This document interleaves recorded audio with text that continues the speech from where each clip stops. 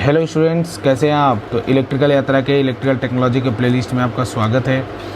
और आज के इस वीडियो में हम देखने वाले हैं मूविंग कॉयल इंस्ट्रूमेंट के बारे में, मेजरिंग इंस्ट्रूमेंट के बारे में। बेसिकली तो हम तीसरा यूनिट पढ़ रहे हैं इलेक्ट्रिकल टेक्नोलॉजी का, जिसके अंदर हम मेजरिंग इंस्ट्रूमेंट को पढ़ रहे हैं। ठीक है, इससे पहले के जो 2 यूनिट थे उसमें हमने क्या क्या पढ़ा था। उसमें हमने पढ़ा था डीसी सर्किट को, फिर पढ़ा था हमने एसी सर्किट को। ठीक है, तो अगर उन वीडियोज़ को आप देखना चाहते हैं तो आप डिस्क्रिप्शन में जा सकते हैं, वहाँ पे उसकी प्लेलिस्ट होगी इलेक्ट्रिकल टेक्नोलॉजी की, और वहाँ से आप उन वीडियो को देख सकते हैं। और साथ में यूनिट 3 की भी, यानी मेजरिंग इंस्ट्रूमेंट की भी हमने 2-3 वीडियोज़ बना रखी है ऑलरेडी, जिसमें हमने लास्ट क्लास में मूविंग आयरन इंस्ट्रूमेंट को कवर किया था। अगर उसको भी आप देखना चाहते हैं तो आप डिस्क्रिप्शन में जा सकते हैं, वहीं प्लेलिस्ट से ही आप देख सकते हैं। ठीक है, तो स्टूडेंट हमारा ये मोटिव रहता है, हमारे इलेक्ट्रिकल यात्रा टीम का मोटिव रहता है। मैं खुद विकास सिंह, मेरा ये मोटिव रहता है, बाकी हमारी टीम का ये मोटिव रहता है कि हम इलेक्ट्रिकल इंजीनियरिंग सब्जेक्ट को, ये एक हाई क्वालिटी जो एजुकेशन है उसको हम फ्री में प्रोवाइड कर पाएँ। ये हम नहीं जानते हम कितना सफल हो पाएंगे, लेकिन आप लोग ज़रूर हमें सपोर्ट करें थोड़ा सा। और सपोर्ट करने के लिए हमारे सब्सक्राइब, केवल आपको सपोर्ट करने में सब्सक्राइब करना है, तो आप हमारे चैनल को सब्सक्राइब ज़रूर करें। इसी तरह के इलेक्ट्रिकल इंजीनियरिंग के और भी बाकी सब्जेक्ट्स हम इस चैनल पे अपलोड करते रहेंगे। और एक इलेक्ट्रिक ड्राइव हमने अपलोड भी किया है स्टूडेंट्स। अब इलेक्ट्रिकल टेक्नोलॉजी चल रहा है, हम आगे भी इस तरह के वीडियोज़ को अपलोड करते रहेंगे, तो आप हमारे चैनल को सब्सक्राइब कीजिए। तो चलिए अब हम बात करते हैं मूविंग कॉयल इंस्ट्रूमेंट की, कि भाई ये मूविंग कॉयल इंस्ट्रूमेंट है क्या। तो सबसे पहली बात हम समझते हैं कि भाई अगर कोई कॉयल है, इसके वर्किंग प्रिंसिपल को समझने से पहले हम एक बात समझते हैं, सिंपल फिजिक्स एक समझते हैं कि अगर कोई कॉयल है, करंट कैरिंग कॉयल है, उसको मैग्नेटिक फील्ड के अंदर रखा जाए, अगर कोई करंट कैरिंग कॉयल है उसको मैग्नेटिक फील्ड के अंदर रखा जाए तो उसके ऊपर एक टॉर्क लगता है। और वो टॉर्क क्या होता है, वो टॉर्क होता है, आप देख सकते हैं यहाँ पे M क्रॉस B। मतलब अगर टाउ की बात करो तो होता है M cross B। M cross B इसी को कहते हैं MB साइन थीटा। ठीक है, M क्या है यहाँ, मैग्नेटिक मोमेंट। और कॉयल के लिए क्या लिखा जाता है, NIA। M को लिखा जाता है NIA। NI मतलब number of turns into I, current into area, और उसके बाद B magnetic field into sine theta. तो कुल मिला जुला के अगर शॉर्ट में बोलूँ तो टॉर्क का जो मैग्नीट्यूड का फॉर्मूला है वो होता है NIAB sine theta, NIAB sine theta. तो इसका मतलब क्या है, मैं यहाँ क्या कहना चाहता हूँ, मैं इतना सिंपल बात कहना चाहता हूँ स्टूडेंट कि आपने ये 12th के अपने स्कूल में जब 12th का फिज़िक्स पढ़ रहे थे तो उसके अंदर आपने देखा था कि जब किसी भी करंट कैरिंग कॉयल को मैग्नेटिक फील्ड के अंदर रखा जाता है तो उसके ऊपर एक टॉर्क लगता है, और उस टॉर्क का मैग्नीट्यूड कुछ इस तरीके से दिया गया है, जो आप अभी देख रहे हैं स्क्रीन पर अपने साइड में। इस तरीके से इसके मैग्नीट्यूड को, टॉर्क के मैग्नीट्यूड को दिया जाता है। N यहाँ पे आपको पता है number of turns of the coil है, I उस कॉयल में करंट है, A जो है उस कॉयल का एरिया है, जो भी कॉयल है, चाहे स्क्वायर कॉयल है या सर्कुलर कॉयल है, उसका एरिया है। B मैग्नेटिक फील्ड है, मैग्नेटिक फील्ड आपको चाहिए तो उसकी बात कीजिए, मैग्नेटिक फील्ड है, उसके अंदर करंट कैरिंग कॉयल रखा जाएगा और इसके ऊपर फोर्स लगेगा। ये यहाँ पे वर्किंग प्रिंसिपल साइन थीटा। और साइन थीटा क्या है, साइन थीटा जो M का वेक्टर है, M का वेक्टर है, यानी ऐसा समझ लीजिए जो एरिया वेक्टर है, एरिया वेक्टर और मैग्नेटिक फील्ड के बीच का एंगल, ऐसा हम समझते हैं ना। तो इसके अंदर टॉर्क लगता है NIAB साइन थीटा। स्टूडेंट अगर मैग्नेटिक फील्ड और एरिया वेक्टर एक दूसरे के परपेंडिकुलर हैं तो ये थीटा की वैल्यू कितनी हो जाती है, थीटा की वैल्यू हो जाती है 90 डिग्री। अगर थीटा 90 डिग्री हो जाता है तो उस समय में हमारा टॉर्क क्या होता है, टॉर्क को हम लिख सकते हैं NIAB।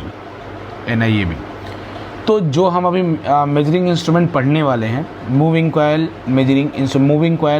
मेजरिंग इंस्ट्रूमेंट, उसके अंदर होगा क्या, एक ऐसा ही लूप होगा जिसके अंदर मेजरिंग करंट फ्लो करेगा, यानी जिस करंट को हम मेज़र करना चाहते हैं वो फ्लो करेगा। ठीक है ना।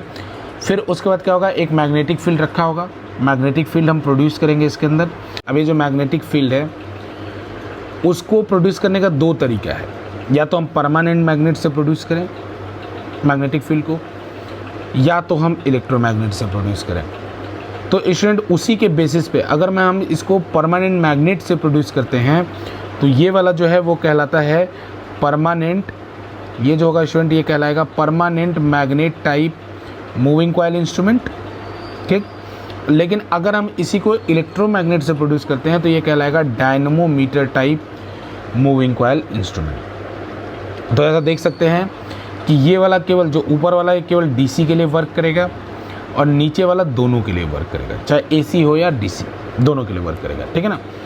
तो ये बेसिक बात है, मतलब इसके अंदर इसका जो बेसिक वर्किंग प्रिंसिपल होगा वो वही है कि भाई एवरी करंट कैरिंग लूप। अगर आपसे बोला जाए कि what is the basic working principle of moving coil instrument, तो इस मूविंग कॉइल इंस्ट्रूमेंट का जो बेसिक वर्किंग प्रिंसिपल है वो यही है स्टूडेंट कि every current carrying loop experience A torque inside the magnetic field.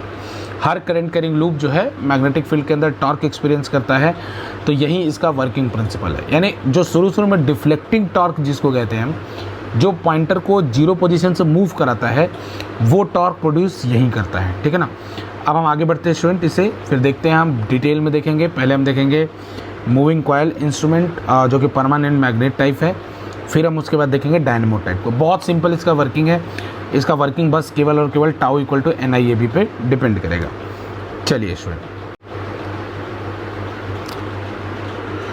Okay, तो स्टूडेंट अब हम बात करते हैं permanent magnet type moving coil instrument. तो देख रहे हैं जो बात मैंने आपको बताई वही है। यहाँ पे एक हॉर्स शू मैग्नेट है, यहाँ पे आप देख सकते हैं ये हॉर्स शू 2 मैग्नेट लिए गए। ये मैग्नेट क्या प्रोड्यूस कर रहा है, मैग्नेटिक फील्ड, ठीक है। और इसके अंदर आपका ये मूविंग कॉइल है। तो जैसे ही इस कॉइल के अंदर करंट पास कराया जाएगा, और कौन सा करंट पास करेगा, वो पास करेगा मेजरिंग करंट। अगर मेजरिंग करंट पास करेगा तो उसी के प्रोपोर्शन में आपका डिफ्लेक्टिंग टॉर्क होगा स्टूडेंट NIAB, क्योंकि जितना ज़्यादा I होगा, क्योंकि A तो फिक्स है, area of the coil is fix, एक बार अगर इंस्ट्रूमेंट बन गया तो इसका number of turn is fix, और मैग्नेटिक फील्ड इज़ फिक्स। अगर आपने परमानेंट मैग्नेट डिसाइड कर लिया तो उसकी वैल्यू तो चेंज होगी नहीं, वो भी फिक्स है। इसका मतलब हुआ ये जो डिफ्लेक्टिंग टॉर्क है ये किसके प्रोपोर्शनल है, I के। ये जो हमारा डिफ्लेक्टिंग टॉर्क है, ये जो टाउ D है, वो किसके प्रोपोर्शनल है, I के। मतलब higher the value of I, higher will be deflecting torque. अब स्टूडेंट ऐसा होगा कि फिर आप जानते हैं कि अगर डिफ्लेक्टिंग टॉर्क केवल अकेला रहेगा तो पॉइंटर जीरो से सीधे लास्ट में मूव कर जाएगा, बीच में रुकेगा ही नहीं। तो डिफ्लेक्टिंग टॉर्क को रोकने के लिए हमें एक और टॉर्क की ज़रूरत होती है। उस टॉर्क का नाम क्या है, कंट्रोलिंग टॉर्क। तो कंट्रोलिंग टॉर्क का काम कौन करता है, स्प्रिंग करता है। तो जैसे ही पॉइंटर अपनी जगह से मूव करेगा, यानी जैसे ही डिफ्लेक्टिंग टॉर्क पॉइंटर को मूव कराएगा, स्प्रिंग अपोजिट डायरेक्शन में एक टॉर्क प्रोड्यूस करेगा। और वो जो टॉर्क है वो स्प्रिंग जितना ज़्यादा पॉइंटर मूव करेगा उतना उसके प्रोपोर्शनल बढ़ता जाएगा। मतलब जो कंट्रोलिंग टॉर्क है वो डिफ्लेक्टिंग टॉर्क के अपोजिट डायरेक्शन में लगे। जैसे डिफ्लेक्टिंग टॉर्क अगर क्लॉकवाइज है, अगर बच्चों डिफ्लेक्टिंग टॉर्क क्लॉकवाइज है तो जो कंट्रोलिंग टॉर्क होगा वो एंटी क्लॉकवाइज होगा। लेकिन ये किसके प्रोपोर्शनल होगा, थीटा के, मतलब कितना रोटेशन हुआ उसके प्रोपोर्शनल होगा, ठीक। तो ये अपोज करेगा, तो जितना ज़्यादा, जैसे शुरू में डिफ्लेक्टिंग टॉर्क ज़्यादा होगा, पॉइंटर आगे मूव किया, कंट्रोलिंग पॉइंटर जैसे से आगे मूव करता जाएगा, कंट्रोलिंग टॉर्क की वैल्यू बढ़ती जाएगी, क्योंकि एंगल बढ़ता गया, थीटा बढ़ता गया, रोटेशन का एंगल बढ़ता गया। तो एक टाइम ऐसा आएगा थीटा बढ़ते जाएगा तो कंट्रोलिंग टॉर्क बढ़ता जाएगा। एक टाइम ऐसा आएगा कि जब दोनों टॉर्क बराबर हो जाएंगे, जब दोनों टॉर्क बराबर हो जाएंगे तो उसी पे हमारी वैल्यू जाएगी, वही हमारी वैल्यू होती है, वही हमारी रीडिंग होती है। तो रीडिंग कहाँ होती है, जहाँ पे डिफ्लेक्टिंग टॉर्क और कंट्रोलिंग टॉर्क बराबर हो जाती है। तो इनडायरेक्टली मैं ये कह सकता हूँ कि भाई रीडिंग वहाँ होती है जहाँ पे ये दोनों बराबर हो जाए, बराबर हो जाए, अपोजिट डायरेक्शन में एक दूसरे को कैंसिल आउट कर दें। तो इसका मतलब सीधी सी बात ये है कि भाई I जो है वो प्रोपोर्शनल लू किसके हो जाएगा, थीटा के। और यही हम चाहते हैं कि जितना वैल्यू हम करंट का दें, जितना वैल्यू हम करंट का दें उसी के हिसाब से डिफ्लेक्शन, उसी के हिसाब से स्टूडेंट डिफ्लेक्शन, हम यही चाहते हैं। तो ये सिंपल सा एकदम इसका वर्किंग प्रिंसिपल है। ये पिवोट जो ऊपर लगे हैं ये सपोर्ट है, बाकी परमानेंट मैग्नेट है, मूविंग कॉइल है, और आप इसको आराम से देख सकते हैं स्टूडेंट। एकदम सिंपल इसका वर्किंग प्रिंसिपल है, ठीक है। आप जो मैंने चीज़ अभी बताई उसको यहाँ पे रीड भी कर सकते हैं। डिफ्लेक्टिंग टॉर्क के बारे में जो मैंने चीज़ बताई उसको आप यहाँ से रीड भी कर सकते हैं।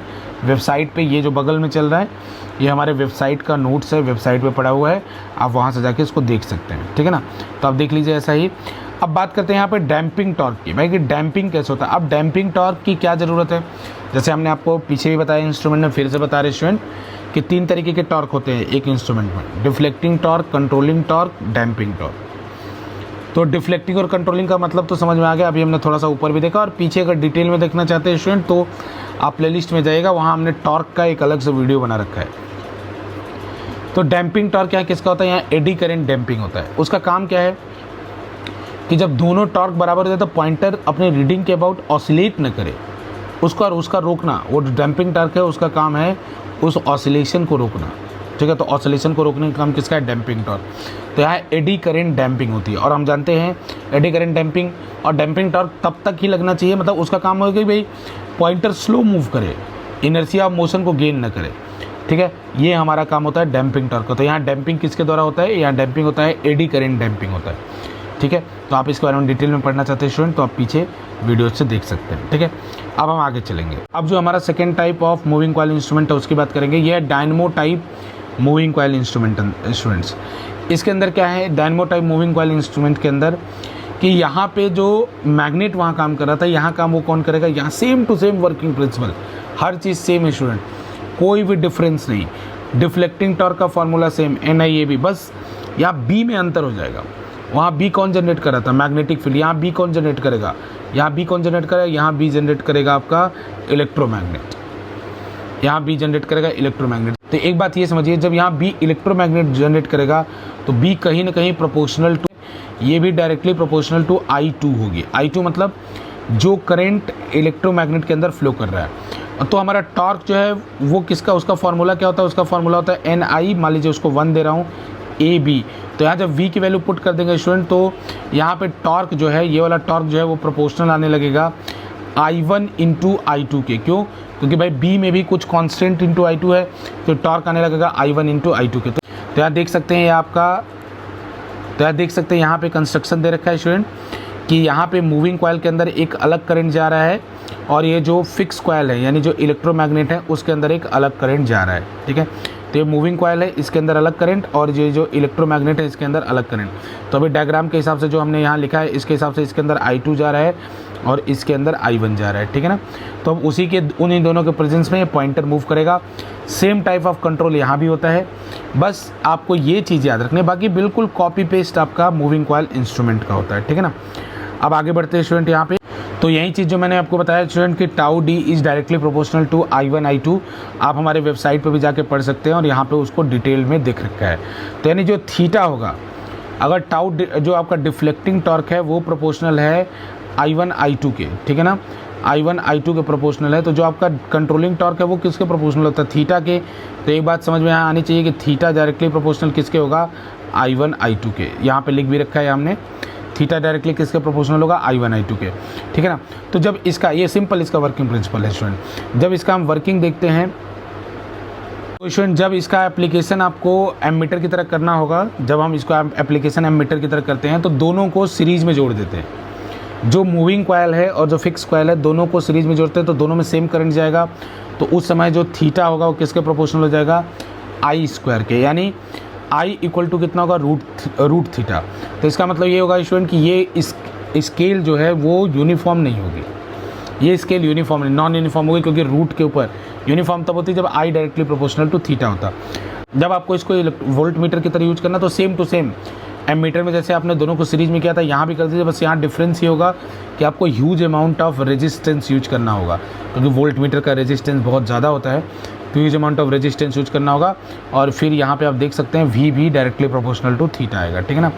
यहाँ एयर डैम्पिंग होता है, यहाँ डैम्पिंग की बात करें स्टूडेंट, एयर डैम्पिंग का हम यूज करते हैं because of weak field operation, ठीक है ना। स्टूडेंट आज के लेक्चर में इतना ही, और इसके डिटेल जो चीज़ें हमने बताई उसको आप पढ़ना चाहते हैं, अच्छे से नोट्स लिखना चाहते हैं, तो आप हमारे वेबसाइट पर विजिट कर सकते हैं, जिसका लिंक आपको डिस्क्रिप्शन में मिल जाएगा।